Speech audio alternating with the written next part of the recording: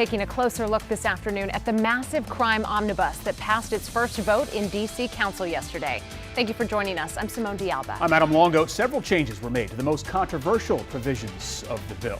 Delia Gonsalves joins us now live outside the Wilson building to break it all down and tell us what it means to you. So, Delia, I know you talked to the bill's sponsor after the vote yesterday, and you wanted to know if she thinks the amendments weaken the bill at all. So how does she respond to that?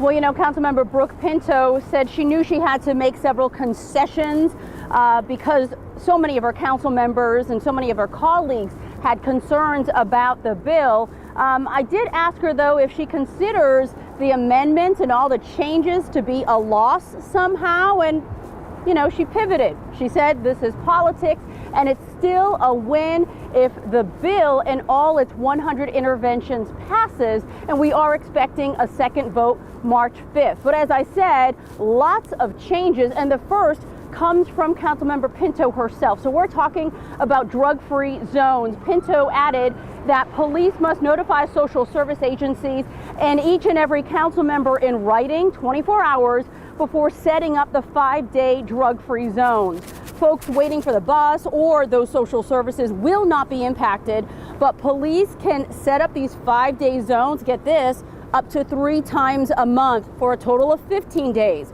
Now, the council also struck language in the anti-masking provision that said masks would be illegal if causing another person to fear for his or her safety. Police will now only collect DNA evidence after a felony conviction. And the pretrial detention will be temporary for 255 days so the council can collect more evidence. It's necessary. I have to say that. I just feel like it's just going to further victimize the people that don't have any input in the bill. The young man that I talked to this morning, who I know that he's a part of the street, and I just reached out to a couple of fellow people. I was like, I need to talk to him. Well, he called me this morning and told me that he was good. He can't get a home-cooked meal. He's struggling trying to get a job. But he could very well get caught up in this crime bill. That is Rose Williams. I spoke to her at length in her home in Congress Heights, and she does consider this crime bill a double-edged sword. She said it's necessary, but she says there will be consequences, and she's afraid of that impact on members of her community, including that young man who's unhoused that she talked about in that soundbite.